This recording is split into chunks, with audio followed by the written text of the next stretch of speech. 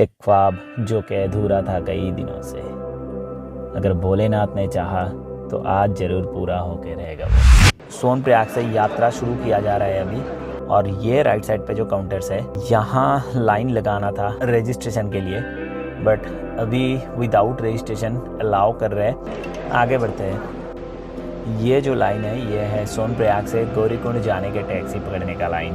इस ब्रिज को क्रॉस करके उस पार जाने के बाद टैक्सी मिलेगा।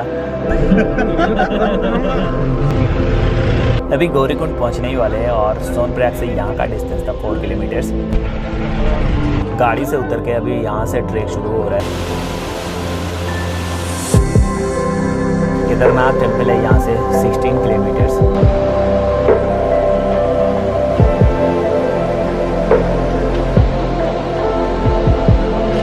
Gaurikund which is the best camp for the trek to Kedarnath temple. ये है गौरीकुंड का वो famous hot spring water, and it is believe that taking a dip in the holy water will make a person pure.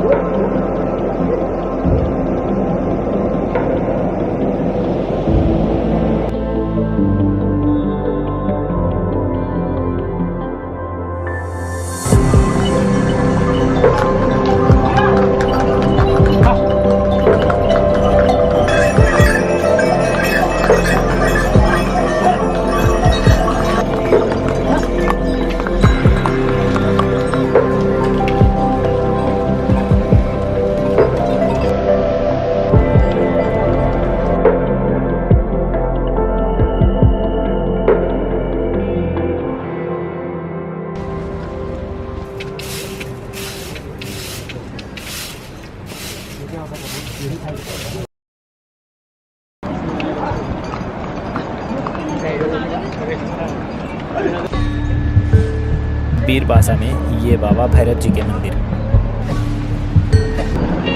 तो ये रहा जंगल चट्टी। गौरीकुंड से करीब 3.5 kilometre आ चुके हैं और यहाँ से केदारनाथ धाम है 12.5 किलोमीटर।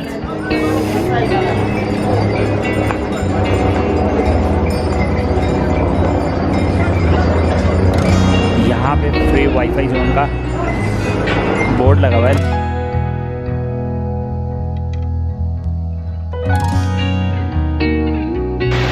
Good morning. तो अभी हम लोग जंगल चोटी क्रॉस कर चुके हैं और ये मेरे पीछे है रुद्र फॉल्स। गौरीकुंड से करीब 4 किलोमीटर रह गए आ चुके हैं और केदारनाथ धाम 12 किलोमीटर रह गया है। ये देखो सामने एक बहुत खूबसूरत सा झरना। अभी अभी धूप निकला हुआ है और भीड़ बहुत ज़्यादा है रोड पे, क्योंकि 2 दिन से बंद था।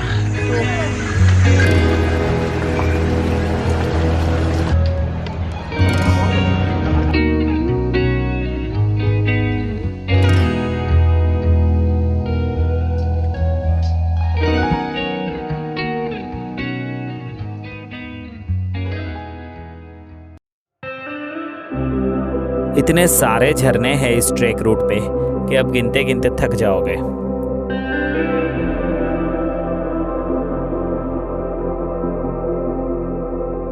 ये बीच बीच में रेन शेल्टर टाइप का बना हुआ है, क्योंकि यहाँ पे बारिश का कोई भरोसा नहीं है, कभी भी आ सकते हैं।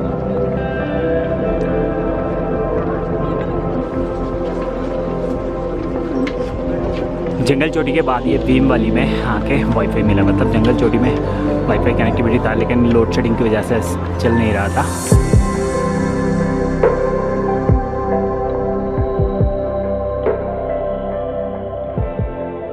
भीम वैली क्रॉस करने के बाद यहाँ से 2 अलग अलग रास्ते देखने को मिलता है। ये थोड़ा शॉर्ट पड़ेगा और स्टीप भी है, और ये नीचे का थोड़ा घूम के वो ब्रिज होके जाना पड़ेगा।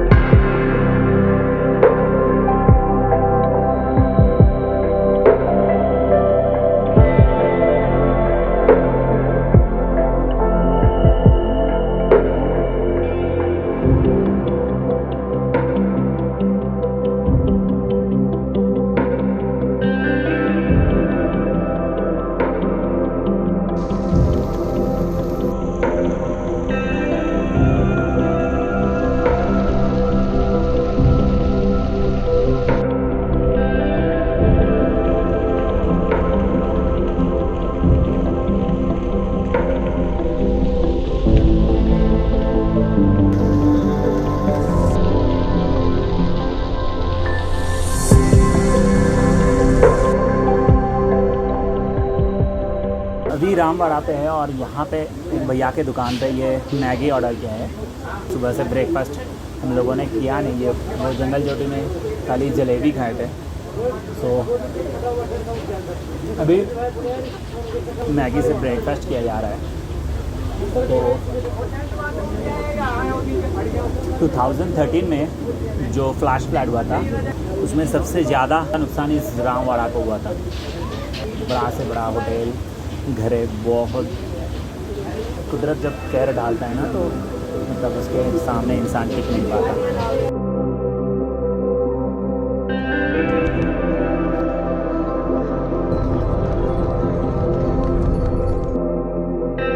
ये शॉर्टकट है और आगे का नज़ारा देखो।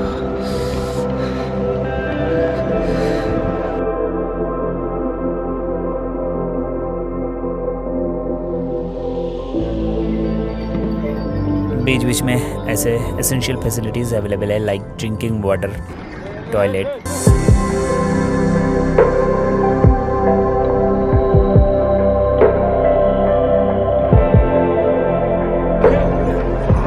केदारनाथ धाम है, यहाँ से 4 किलोमीटर, बेस कैंप 2.5, बस थोड़े ही दूर और।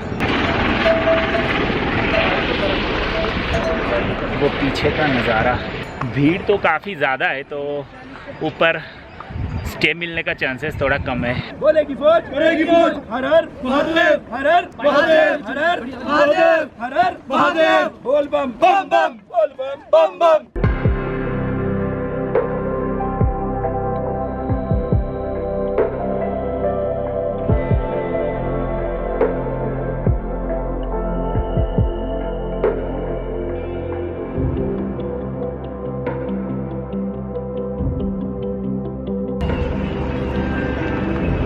तो 2013 में वे फ्लैश फ्लड से पहले उस रास्ते से जाना होता था, लेकिन अभी वो ख़त्म।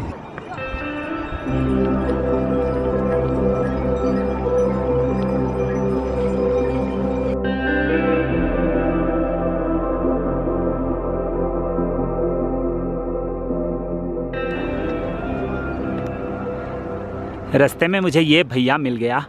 भैया यूपी मुरादाबाद से है और त्रिशूल को आप हर जगह लेके जाते हो ना? ये त्रिशूल जो है 12 ज्योतिर्लिंग के दर्शन कर चुके हैं। अच्छा।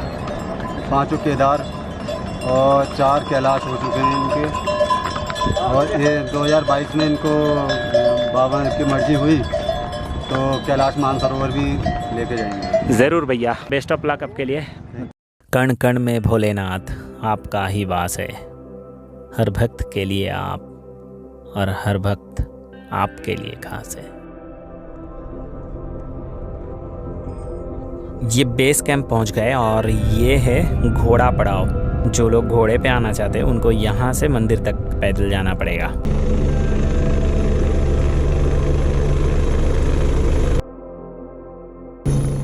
बड़े ही मशहूर 2 लाइनें अक्सर सुनने को मिलते हैं।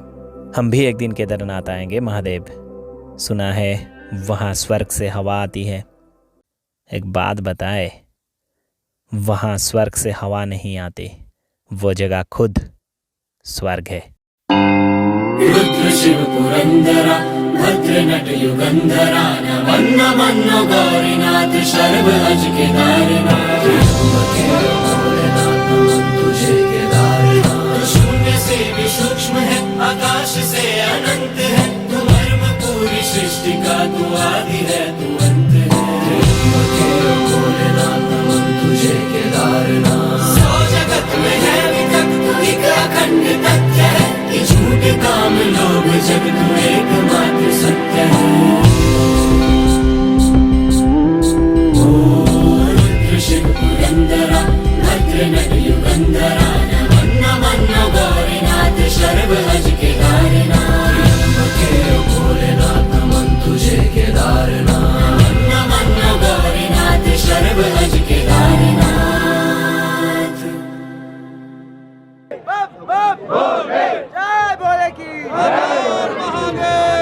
बहुनिशन्ति तीर्थानि दिव्यमो रसातले, केदार सदृशं तीर्थो न भूतम न भविष्यते। संसार में बहुत सारे तीर्थ हैं लेकिन केदार जैसा तीर्थ ना कभी हुआ है ना कभी होगा। केदारनाथ 12 ज्योतिर्लिंगों में से 5वां ज्योतिर्लिंग है और 5 केदारों में से सबसे महत्वपूर्ण केदार है। कर्पूर गौरं करुणावतारं संसार सारं भुजगेन्द्रहारं सदा वसन्तं हृदयारविन्दे भवं भवानी सहितं नमामि। कल शाम को बाबा का दर्शन हम लोग कर पाए जैसे कि दिखाया था, और शाम को आरती देखने के बाद हम लोग यही मंदिर के आसपास घूम रहे थे रात को 10-11 बजे तक, और स्टे इधर बिल्कुल भी नहीं मिल रहा था। यहाँ से नीचे 2 किलोमीटर तक गए थे बेस कैंप तक, जो सब छोटे छोटे टेंट वगैरह है उनमें भी स्टे नहीं है। मतलब इतना ज़्यादा भीड़ है, स्थिति ऐसा हो गया था कि मंदिर के सामने का जो खाली जगह है वहीं पे बैठ के रात बिताने को सोच रहे थे, लेकिन ठंड इतना ज़्यादा था तब 2-3 डिग्री टेम्परेचर था। किसी भी तरह से एक जुगाड़ लगाया, मतलब एक होटल के बैल्कनी में सोने को मिला, एक मैट्रेस दिया था उन्होंने सोने के लिए, तो उसी पे सो गए थे। पांडवों के अंतिम वंशज राजा जन्मेजय ने इस मंदिर का निर्माण किया था, जिसे आदिगुरु शंकराचार्य जी ने 1200 साल पहले पुनर्निर्माण किया था। ये मंदिर पहाड़ों के इतने ऊंचाई पे पत्थर से इंटरलॉकिंग टेक्निक से बनाया गया है। ये मंदिर को बहुत ही मजबूत बनाता है, जिसके कारण ये 400 साल से ज़्यादा बर्फ़ के नीचे दबा रहने के बाद भी इसमें कोई नुकसान नहीं आया। और 2013 में जो आपदा आया था, मतलब जो फ्लैश फ्लड, उसमें मंदिर के मुख्य भाग को थोड़ा सा नुकसान पहुंचा था, लेकिन मेन बिल्डिंग अटूट था। ये दिव्य भीमशिला, जब बाढ़ आया था तो ये शिला मंदिर के ठीक पीछे, मतलब मेन बिल्डिंग के पीछे आके यहाँ पे रुक गया, और जो वाटर फ्लो था उसको 2 हिस्सों में डिवाइड कर दिया, जिसके कारण मंदिर का मेन बिल्डिंग सेफ रहा। वो ऊपर वहाँ बसुकी ताल, और वो रहा बाबा भैरव जी का मंदिर। केदार के शाब्दिक अर्थ है मोक्ष के द्वार। इस पूर्ण क्षेत्र को स्वर्ग के द्वार माना जाता है। वो जीव जन्म और मृत्यु के बंधन से मुक्त हो जाता है, जो जीवन में एक बार केदारेश्वर महादेव की दर्शन पूजन कर लेता है।